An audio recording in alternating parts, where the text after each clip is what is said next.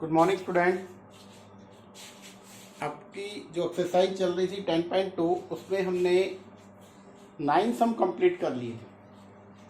अब उस एक्सरसाइज को आगे बढ़ाते हैं और क्वेश्चन नंबर 10 पे हम चलते हैं। आई होप आप लोगों ने 9 तक के सम सोल्व कर लिए होंगे, कोई प्रॉब्लम नहीं आई होगी।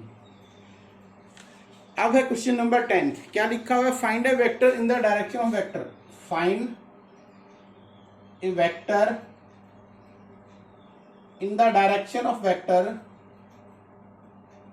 in the direction of vector। और वो वेक्टर क्या है आपके पास? गिवन है, और वो हमारे पास गिवन है यहाँ पे 5i माइनस जे प्लस 2k। 5i माइनस जे प्लस 2k ये वो वेक्टर है जो हमें गिवन है।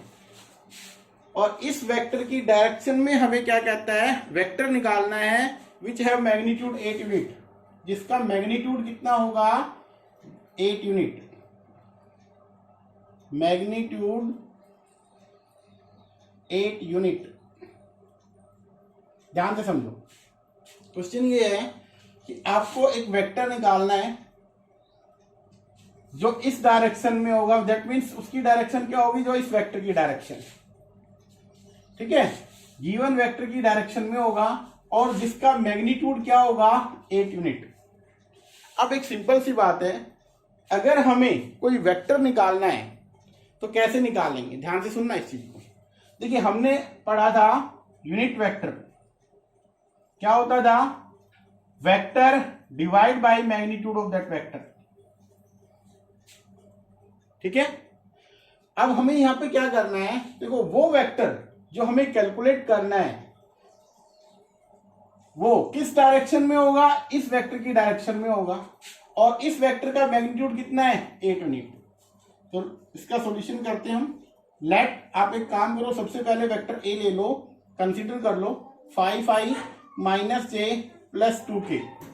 इसको हमने कंसीडर कर लिया, let it will be the vector A. तो हम एक काम करते हैं, इसका मैग्नीट्यूड निकाल लेते हैं। सबसे पहला काम तो बन गया 25, इसका आएगा -1 का स्क्वायर 1 और 2 का 4 स्क्वायर द रूट। तो कितना बन गया? आई थिंक 30, रूट ऑफ 30 बन गया। अब हमें क्या करना है? सबसे पहले तो देखो, हमें निकालना है यूनिट वेक्टर। फॉर्मूला क्या था? Vector 5i minus J plus 2k divide by, इसी का मैग्नीट्यूड क्या है? √30। तो ये वेक्टर इसकी डायरेक्शन के लिए हमें यूज करना है इसका। अब हमें जो वेक्टर निकालना है उसका मैग्नीट्यूड दे रखा है उन्होंने 8 यूनिट। तो अब हम क्या कहेंगे कि वो वेक्टर जो हमें कैलकुलेट करना है वो क्या होगा? जो इसकी डायरेक्शन में होगा। आप लिख सकते हो hence A is a vector, A वो वेक्टर या गिवन वेक्टर लिख सकते हो, ठीक है ना। और हैंस हैविंग यूनिट वेक्टर, आप ये लिखो having unit vector A cap. A vector है जिसका यूनिट वेक्टर हमने क्या निकाल लिया? ए कैप निकाल लिया। In the direction of vector A, in the direction, किसकी डायरेक्शन में होगा? Vector A. कैसे निकल के आएगा? वो हमने लिया कि भैया ए यूनिट वेक्टर है जो किस डायरेक्शन में है? ए की डायरेक्शन में है। तो आपको क्या निकालना था? वेक्टर निकालना था। तो आपका वेक्टर क्या है? Vector in the direction of vector, vector A is, कैसे निकालेंगे? 5 टाइम्स ए का यूनिट वेक्टर। क्यों? क्योंकि मैग्नीट्यूड से जब भी यूनिट वेक्टर की मल्टीप्लाई करते हैं हमें वेक्टर मिल जाएगा। तो वो वेक्टर क्या होगा? 5 नहीं 8 था, सॉरी आपका क्या था? 8 टाइम्स। तो 8 क्यों? क्योंकि मैग्नीट्यूड गिवन था। यूनिट वेक्टर क्या बना? जिसकी डायरेक्शन में निकालना है वो हमारे पास बना 5 times i minus J plus 2k divide by √30। ये एक्चुअली वो वेक्टर बनेगा, ठीक है। तो आप इसको सिंप्लीफाई कर सकते हो। 40 हो गया डिवाइड बाय √30i, यहां से 8 डिवाइड बाय √30j, यहां से 16 डिवाइड बाय √30k। तो आपको जो वेक्टर निकालना है वो वेक्टर जो आपके पास पूछा गया है वो ये वेक्टर बनेगा बेटा। ध्यान से समझना, जब भी हमें वेक्टर निकालने के लिए कहेगा कि वो वेक्टर निकालो जो दूसरे वेक्टर की डायरेक्शन में होगा, हमें वेक्टर निकालना है जिसका मैग्नीट्यूड ये है और इसकी डायरेक्शन में निकालना है, तो इसका यूनिट वेक्टर 8 से मल्टीप्लाई हो जाएगा बेटा। गिवन वेक्टर का यूनिट वेक्टर निकाल लो, उसको 8 से मल्टीप्लाई कर दो, रिक्वायर वेक्टर आएगा। तो हम यहां पे लिख सकते हैं वेक्टर कैसे बनेगा, मैग्नीट्यूड जो भी गिवन है मल्टीप्लाई यूनिट वेक्टर, और यूनिट वेक्टर कौन सा होगा, इसका यूनिट वेक्टर निकालना, ये हमें करना था इसमें। ठीक है, अब हमारे पास नेक्स्ट आता है क्वेश्चन नंबर आपका 11, पढ़ के देखो, बहुत सिंपल है। क्या लिखा हुआ है, show that the vectors are collinear. अच्छा एक बात देखिए, हमने आपको बताया कोलिनियर वेक्टर क्या होता है, सिंपल सी बात है, एक वेक्टर जो कि क्या होगा, पैरेलल होगा, वो कोलिनियर बनेगा। दूसरी चीज हमें क्या बताया आपको, अगर वेक्टर ए और बी आर कोलिनियर है, देन हम क्या लिखेंगे, ए लैम्डा टाइम्स बी। एक तो कंडीशन ये है, आप ऐसे भी दिखा सकते हो। और दूसरा तरीका क्या है, दूसरा तरीका ये है कि डायरेक्शन रेशियोज का रेशियो, डायरेक्शन रेशियो, आपको डायरेक्शन रेशियो निकाल लो दोनों वेक्टर की, उनके रेशियो निकाल लो, वो इक्वल आने चाहिए, आर इक्वल इन रेशियोज। एक सिंपल सी मैं बात बताता हूं सबसे पहले आपको। मान लीजिए एक वेक्टर है हमारे पास ए, इसको हमने लिखा a1i a2j a3k। B vector हमने लिखा b1i और b2j b3k। सपोज करके चलते हैं कि ये दोनों वेक्टर कैसे हैं, कोलिनियर। तो एक वेक्टर को हम लैम्डा टाइम्स बी वेक्टर लिखेंगे, या तो ये करेंगे, और क्या कर सकते हैं, दूसरा तरीका ये होगा a1 by b1, a2 by b2 और a3 बाई b3, ये तीनों के रेशियोज का रेशियो, डायरेक्शन रेशियो पहले वाले के क्या है, a1 a2 और a3, दूसरे वाले के क्या है, b1 b2 और b3, इनके रेशियोज का रेशियो ले लो बेटा, वो इक्वल आना चाहिए, तो भी क्या बन जाएगा, वो कोलिनियर। अब देखो यहाँ पे आपके पास जो गिवन है बहुत सिंपल सा क्वेश्चन है, देखिए ध्यान से। अगर वेक्टर ए और बी कोलिनियर होगा तो एक वेक्टर दूसरे का समथिंग मल्टीपल लिखा जाता है। हमारे पास गिवन है, लेट मान लेते हैं ए वेक्टर 2i क्या लिखा हुआ है, plus 2i minus 3j plus 4k, ये एक वेक्टर दे रखा है पहले वाला। दूसरे वेक्टर को हमने बी कंसीडर कर लिया, माइनस 4i प्लस 6j, और यहां पे क्या दे रखा है, 8k, आई थिंक यही होगा 8k, ये गिवन है। अब एक सिंपल सा वर्क हमें क्या करना है, ध्यान से देखना, बी वेक्टर यहां से आपको -2 को कॉमन लेना है, क्या बनेगा, 2i minus 3j plus 4k। तो आप ये लिख सकते हो -2 टाइम्स ये वाला वेक्टर ए बन गया, सो बी वेक्टर क्या बना, -2 टाइम्स ऑफ ए। आना क्या चाहिए, जैसे ये था, आप ये भी लिख सकते हो बी टाइम्स लैम्डा टाइम्स ए। एक वेक्टर दूसरे का समथिंग मल्टीपल होगा, तो यहाँ लैम्डा की वैल्यू क्या है, -2। लैम्डा क्या हो सकता है, रियल नंबर हो सकता है। तो अगर ऐसी स्थिति है, इसका मतलब ये दोनों पैरेलल होंगे, और पैरेलल होंगे तो क्या बन जाएंगे, कोलिनियर। आपको ये याद रखना है कि ये वेक्टर क्या होंगे, कोलिनियर। ठीक है, इस तरीके से हम इनको दिखाएंगे। अब नेक्स्ट हमारे पास है क्वेश्चन नंबर 13, बहुत सिंपल है। आपको क्या करना है, ध्यान से पढ़ो पहले क्वेश्चन को। क्वेश्चन नंबर 13 में हमारे पास क्या गिवन है, पहले 12th को देख लेते हैं। Find the direction cosine of the vector. एक सिंपल सी बात है, डायरेक्शन कोसाइन पूछ रहा है। आप देखो ध्यान से, डायरेक्शन कोसाइन पूछ रहा है, क्वेश्चन क्या गिवन है आपके पास, i 2j 3k, i plus 2j plus 3k, ये वेक्टर है। और क्या पूछ रहा है, डायरेक्शन कोसाइन। कैसे निकालते हैं, सुन लो ध्यान से। वेक्टर के कोफिशिएंट क्या देते हैं, रेशियो। इसके कोफिशिएंट क्या है, 1, 2 और 3, ये क्या देंगे, डायरेक्शन रेशियो होते हैं, ये डायरेक्शन रेशियो। अगर डायरेक्शन कोसाइन निकालना है आपको, तो उसके लिए क्या करना होगा, इसका यूनिट वेक्टर निकालना होगा हमें। तो पहले हम एक काम करते हैं, यूनिट वेक्टर कैसे आएगा, मैग्नीट्यूड निकाल लो पहले इसका। 1 का स्क्वायर 1, 2 का 4, 3 का 9, 9 और 10 √14। अब हमें क्या करना है, यूनिट वेक्टर निकाल लेना है।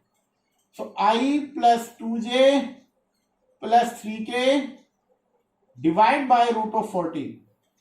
दैट मीन्स आपके पास क्या बना, 1/√14i plus 2 divide by √14j, 3 divide by √14k। इसके देखो यूनिट वेक्टर के कोफिशिएंट क्या मिलेंगे आपको, डायरेक्शन रेशियो कोसाइन मिलेंगे, डायरेक्शन कोसाइन।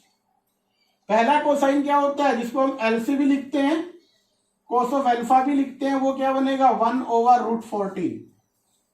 क्या आएगा वो 1/√14। m या कोस ऑफ बीटा, ये क्या है आपका 2/√14।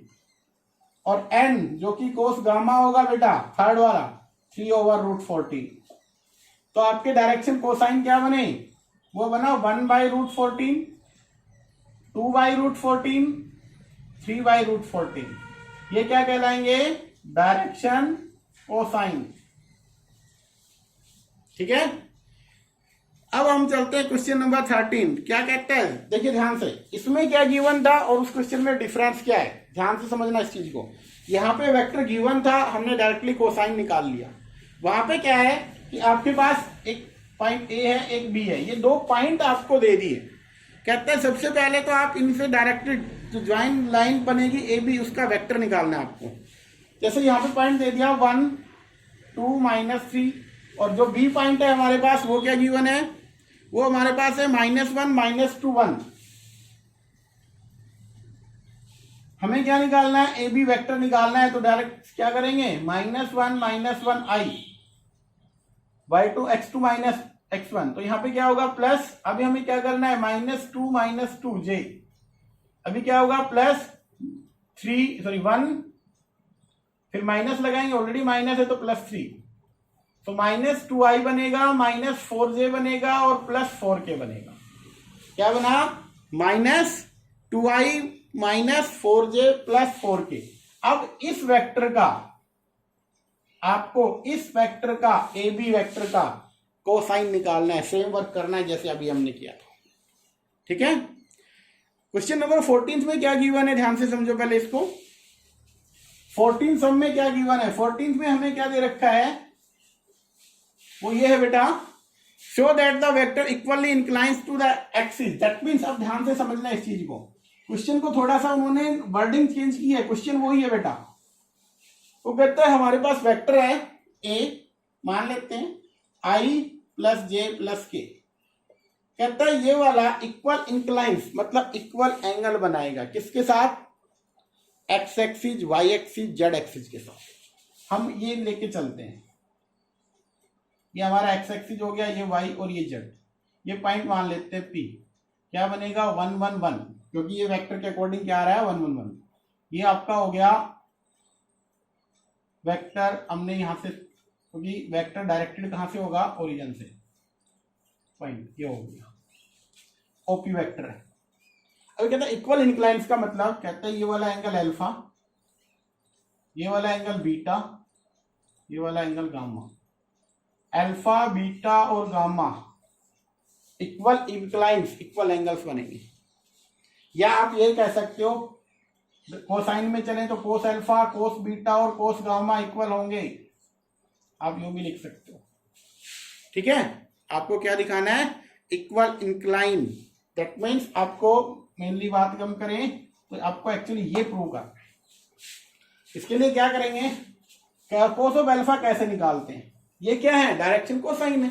तो सिंपली हमें इसके डायरेक्शन कोसाइन निकालने हैं।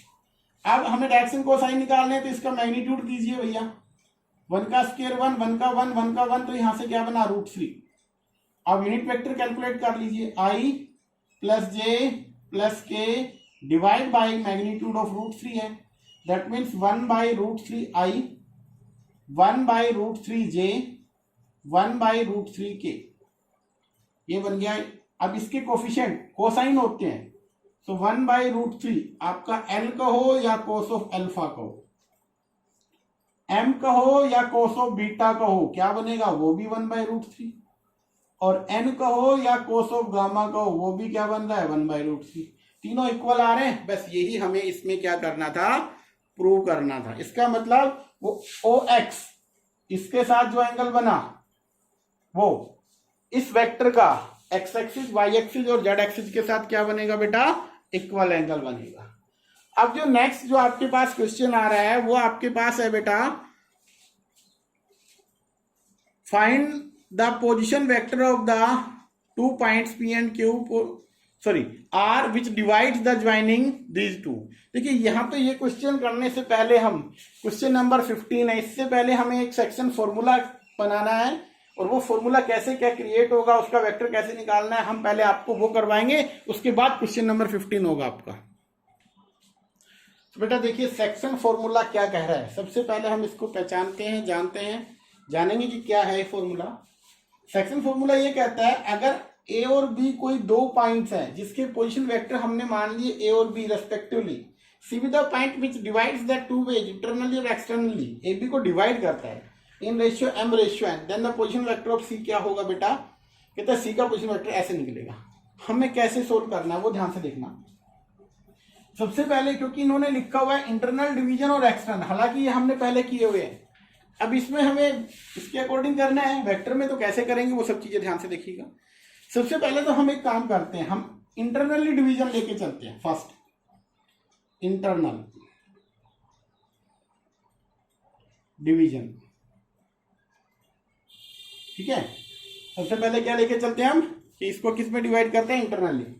इंटरनल डिवीजन में हमें क्या करना है, ध्यान से समझिएगा कि ये पॉइंट ए है, ये पॉइंट बी है, इसका पोजीशन वेक्टर हमने मान लेना है लेट इट विल बी ए, और इसका क्या होगा बी, ये ओरिजिन होगी। इसका यहां से यहां तक पोजीशन वेक्टर क्या बनेगा ए, इसका हम मान लेंगे कि बी, और हमें यहाँ पे वो कहता है सी जो है वो इसको किस रेशियो में, m रेशियो n में डिवाइड करता है। सी किस में डिवाइड कर रहा है, इसको m रेशियो n में डिवाइड करता है। कहते हैं फिर आप सी वेक्टर को, ओसी वेक्टर को कैलकुलेट कर लो। पोजीशन वेक्टर किसका निकालना है, सी का। और एक बात और बता देता हूं, इंटरनल डिवीजन में जब ओसी वेक्टर आएगा तो उसमें हमें बनेगा ये mb plus na divide by m plus n, ये आपका रहेगा इंटरनल, ठीक है। एक्सटर्नली में माइनस हो जाता है। अब इसमें अगर डिवाइड कर रहा है, देखिए सिंस क्योंकि C divide A B in m ratio n, so आप क्या लिख सकते हो, इसको क्या बोलेंगे कि भैया सी डिवाइड करता है तो ए सी डिवाइड बाई सी बी। किस रेशियो में डिवाइड हो रहा है, ये हो रहा है आपका m रेशियो n में, m रेशियो ऐसे हो रहा है। अब हमें क्या करना है, क्रॉस मल्टीप्लीकेशन कर लेंगे, ए सी एन से मल्टीप्लाई होगा और m से क्या होगा, सी बी। अब एक सिंपल सी बात है, अगर ये दोनों इक्वल आ रहे हैं तो हमें क्या करना होगा, ए सी का पोजीशन वेक्टर ले लेना हमें, A C M times C B. अब n times A C vector क्या होता है, ध्यान से देखो, ए सी वेक्टर को कैसे निकालोगे आप, position vector of C minus position vector of A, that means O C minus O A. O C का पोजीशन वेक्टर सी है, इसका क्या है ए, ये क्या बनेगा सी माइनस ए। इसी तरीके से यहां से क्या बनेगा बी माइनस सी। हमें इसको सिंप्लीफाई करना है तो N C minus N A M B minus M C. अब एक काम कीजिए, सी वाले एक तरफ कर लीजिए, ये वाला है इधर ले आइए, एन सी प्लस क्या होगा एम सी वेक्टर, ये एम बी वेक्टर था, प्लस एन ए वेक्टर हो जाएगा। इन दोनों में से सी वेक्टर कॉमन ले लेना, एन प्लस एम, राइट में क्या बना M B plus N A. यहां से अगर हम सी वेक्टर को कैलकुलेट करेंगे तो क्या बनेगा, यहां से ध्यान से देखिएगा, ये बनेगा M B vector plus N A vector divide by M plus N, ये आएगा पोजीशन वेक्टर ऑफ सी, ठीक है। ये हमारा था इंटरनल डिवीजन। ध्यान से देखो दोबारा से, हमने पहले ही पढ़ा हुआ था, सिंपल सी बात है, इसका जो वेक्टर होगा दैट मीन्स बी वेक्टर, उसकी मल्टीप्लाई इधर होने वाली, इसका वेक्टर क्या आएगा ए वेक्टर, उसकी मल्टीप्लाई इधर होने वाली। और इंटरनल में क्या होता है प्लस और एक्सटर्नल में क्या होता है माइनस। मैंने इंटरनली आपको करवा दिया है, अब मैं एक्सटर्नली आपको करवाऊंगा। तो आई थिंक ये इंटरनल वाला डिवीजन आपको समझ में आ गया होगा। अब इसका एक्सटर्नल डिवीजन और देख लेते हैं। इंटरनली हो गया, अब हम एक्सटर्नल डिवीजन में और चलते हैं। एक्सटर्नल डिवीजन हम कैसे करेंगे वो भी देखिए ध्यान से बेटा। अभी हमने क्या कहा कि सी इसको डिवाइड करता है किसमें, इंटरनल डिवीजन पढ़ा, अभी क्या पढ़ेंगे एक्सटर्नल डिवीजन। और एक्सटर्नली में क्या होगा, ओसी वेक्टर जो बनेगा जिसको हम सी वेक्टर बोल रहे हैं हमने, तो क्या बनेगा वो M B vector minus N A vector divide by M minus N. हमें अब की बार ये बनाना है। और कंडीशन क्या गिवन है, कंडीशन ये है कि एक्सटर्नली है। एक्सटर्नल डिवीजन क्या होगा वो भी देखिए। अब बात वहां पे आती है कि सेकंड केस में सी डिवाइड्स ए बी एक्सटर्नली। हम यहां पे लिख लेते हैं कि भैया यहां पे हमारा पॉइंट ए है, ये बी है, इनके रेस्पेक्टिवली ओरिजिन के रेस्पेक्ट में इसका बी बनेगा, इसका ए बनेगा। और ये इंटरनल डिवीजन ना करके मान लेते हैं यहाँ पे ये पॉइंट सी है जो इसको डिवाइड करता है externally. C divides A B externally, किस रेशियो में कर रहा है, in the ratio M ratio N. किसमें डिवाइड करेगा, एम रेशियो एन में। देखो ध्यान से, एसी इस पूरे को डिवाइड करता है। एसी किसको डिवाइड करता है, पूरे को। पूरा कौन सा है आपके पास दिखाई दे रहा है, बीसी।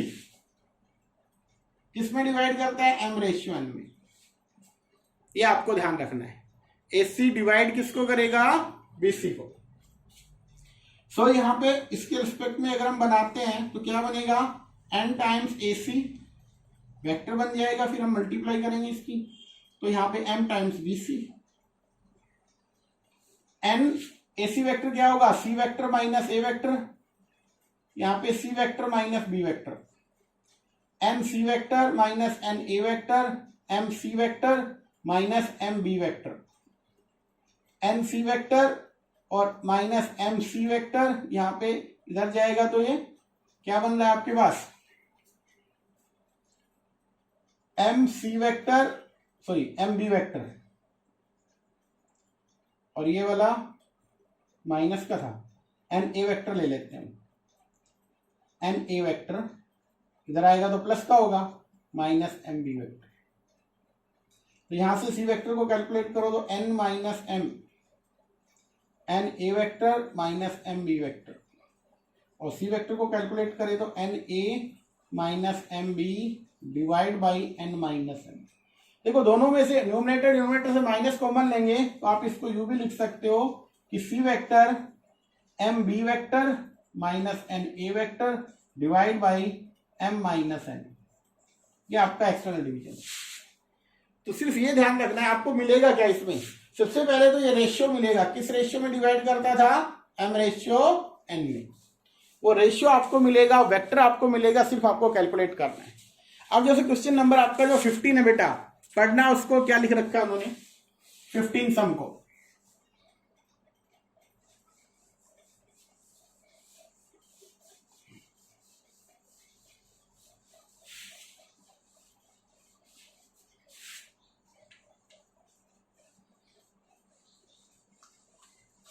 फिफ्टीन में लिख रखा है, find the position vector of R which divide the line segment A B line joining the 2 points P and Q, whose position vector this, internal और एक्सटर्नल दोनों दे रखे हैं, ध्यान से सुनना।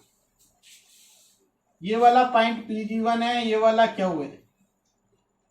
और सबसे पहले मैं इंटरनल डिवीजन करा देता हूं, एक्सटर्नल आप कर सकते हो। यहां पे आर वेक्टर इसको डिवाइड करता है, आर वेक्टर, या आप ये लिख सकते हो कि पी और क्यू एक लाइन सेगमेंट पे है, पी क्यू, और आर इसको डिवाइड कर रहा है, किस रेशियो में डिवाइड कर रहा है, कहता है 2:1, 2:1।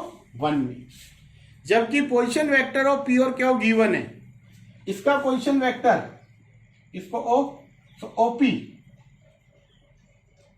इसका पोजीशन वेक्टर हम मान लेते हैं पी वेक्टर, जो कि गिवन है हमारे पास। क्या गिवन है? वो लिख रखा है बेटा आपके पास i प्लस 2j माइनस के, i प्लस 2j माइनस के, और ओ क्या हुआ हमारे पास है,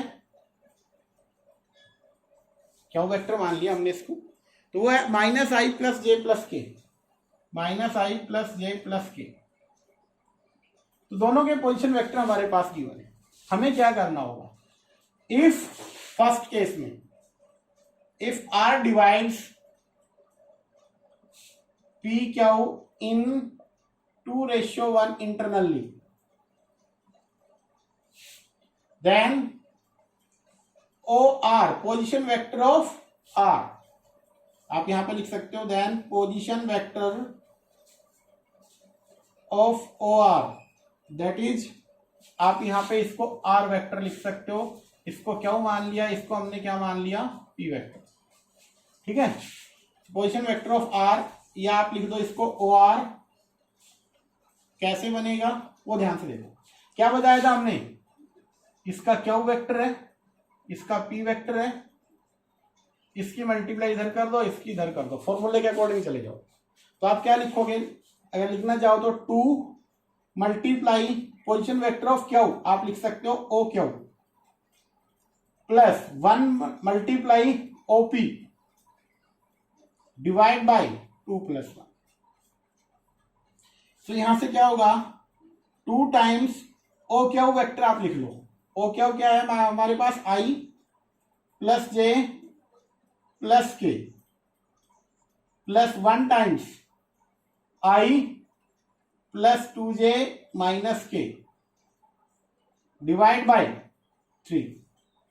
अब इसको सिंप्लीफाई करो, देखो minus 2i plus 2j plus 2k, यहां पे क्या होगा, i 2j माइनस के डिवाइड बाई 3।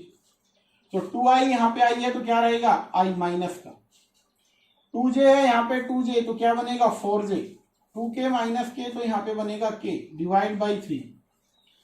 तो आपके पास क्या बना है यहां से, माइनस आई प्लस 4j प्लस के डिवाइड बाई 3।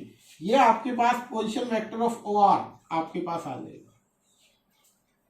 ठीक है, अगर बात सुन लो ध्यान से, ये हमने इंटरनल बताया, एक्सटर्नल में क्या करना है, सिर्फ एक काम करना है, यहां और यहां प्लस की बजाय क्या लिख दोगे आप, माइनस।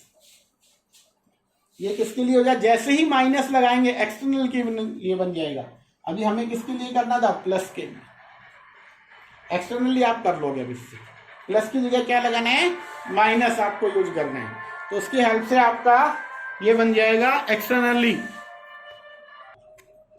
देखो बेटा बहुत आसान क्वेश्चन है, क्या लिखा हुआ है ध्यान से समझना।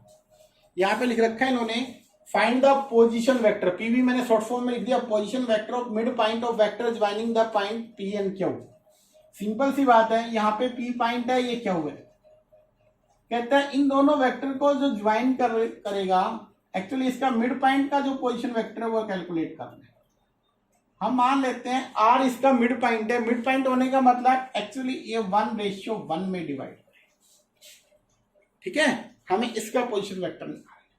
पी पॉइंट हमारे पास क्या है, 2 3 4। ये वाला पॉइंट क्या है हमारे पास, 4 1 -2, और ये ओरिजिन हो गया। अगर आप सबसे पहले ओपी को कैलकुलेट करें, ओ क्यू को कैलकुलेट करें, ओपी वेक्टर क्या बनेगा, सिंपल सी बात है, ओपी वेक्टर क्या होगा हमारे पास, 2i 3j 4k। O Q vector क्या बनेगा हमारे पास, 4i + j - 2k, ठीक है। और ओ आर हमें कैलकुलेट करना है। फॉर्मूला क्या रहेगा, सेक्शन वाला लगा लो, रेशियो ही तो चेंज हुआ है, रेशियो 1:1 हुआ है। तो आप इसको यहां पे, इसको यहां पे, और एक बार जब इससे आएगा मिड पॉइंट है तो इंटरनली ही डिवीजन होगा यहाँ पे। तो 1 × ओ क्यू वेक्टर और 1 × ओपी वेक्टर डिवाइड बाई 1 + 1, ठीक है।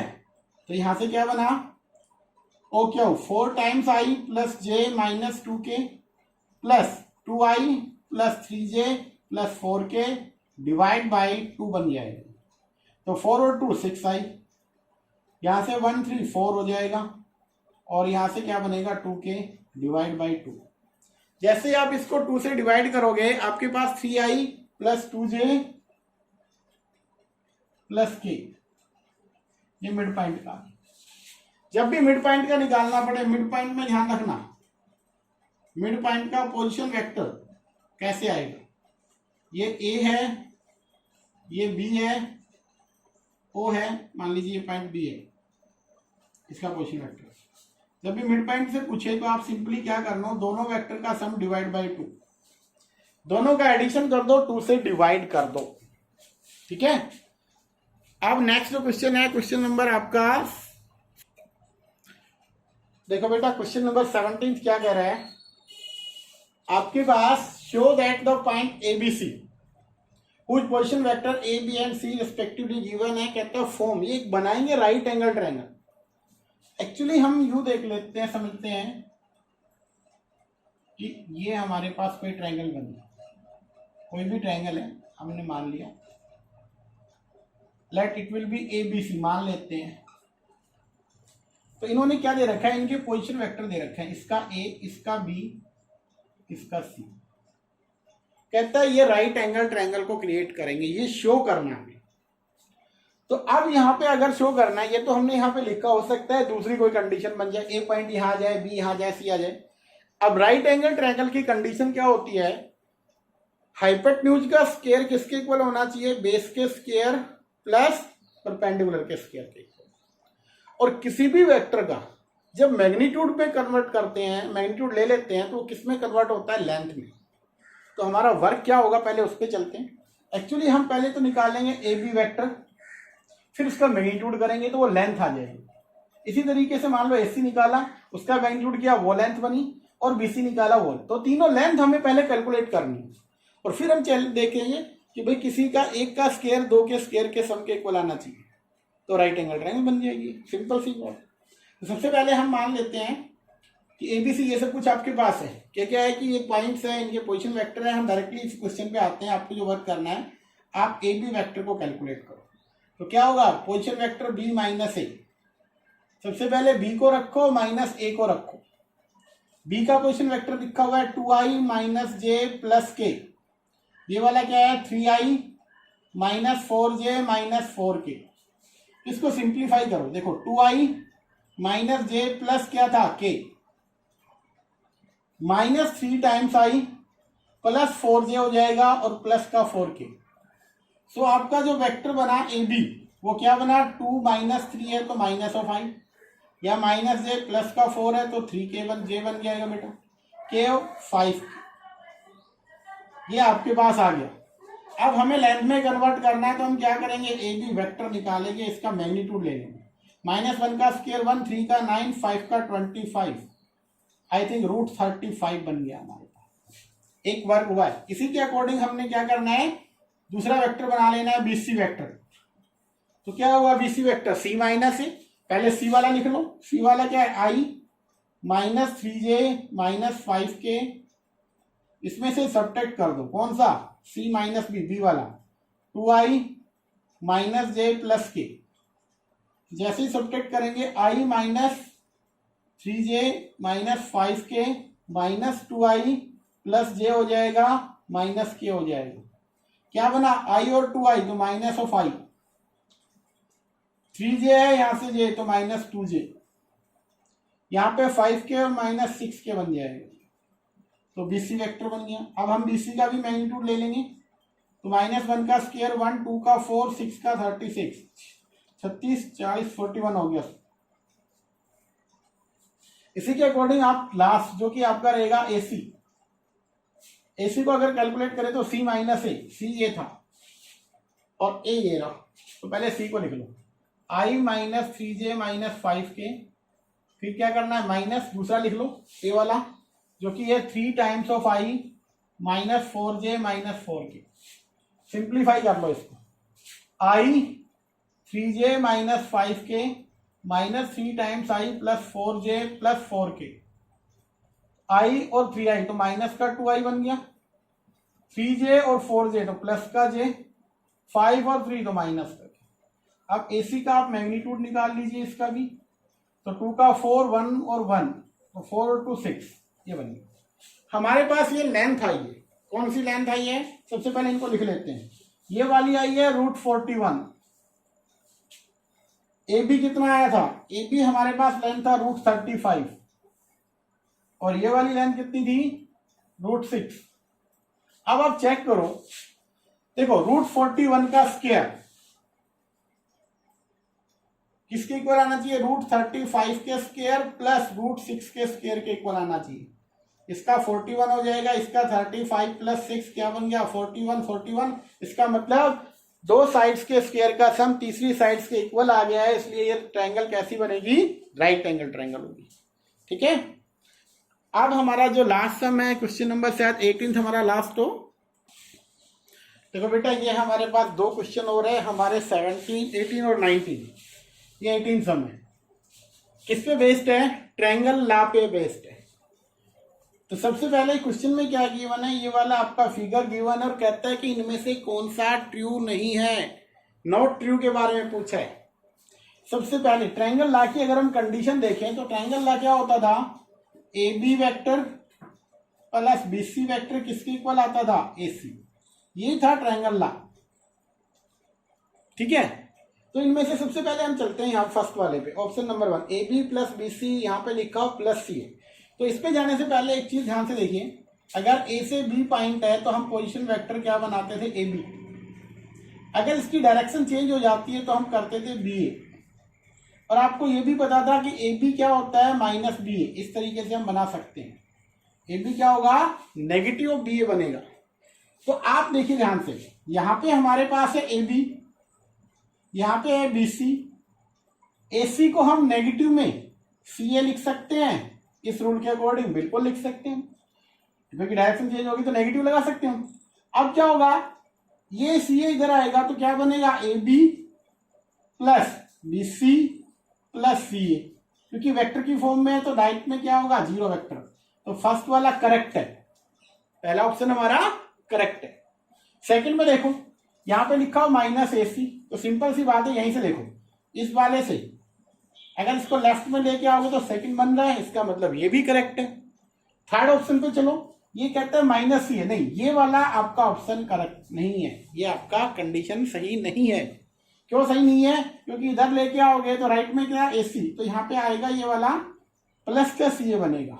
इन्होंने माइनस बना रखा, माइनस वाला नहीं बनेगा, तो ये इनकरेक्ट कौन सा हो गया, C। D भी करेक्ट है, क्यों करेक्ट है, ध्यान से देखो, AB है, यहाँ CB नेगेटिव कर दिया, क्योंकि यहाँ पे आपके पास था AB प्लस BC था और प्लस CA, तो इसको नेगेटिव में लिख दिया इन्होंने, नेगेटिव करके इसकी डायरेक्शन भी चेंज कर दी, CB बिल्कुल लिख सकते हैं। तो ऑप्शन नंबर आपका करेक्ट कौन सा नहीं है, ट्रू कौन सा नहीं है, C ऑप्शन आपका ट्रू नहीं है। अब है लास्ट सम, पढ़ना बेटा। लास्ट सम क्या होगा, कहता है A और B दो कोलिनियर वेक्टर हैं हमारे पास, then show that the following incorrect. एक सिंपल सी बात है, आपको बताया गया था कि दो वेक्टर अगर आपके पास कोलिनियर हैं, if A and B are two vector, और वो कैसे हैं, कोलिनियर अगर हो, तो आप क्या लिखते थे, A लैम्डा टाइम्स क्या होता था, B, if A and B are collinear. अब एक सिंपल सी बात है, फर्स्ट ऑप्शन डायरेक्टली है आपके पास, ये क्या होगा, लैम्डा कोई भी स्केलर होगा, फर्स्ट वन करेक्ट है।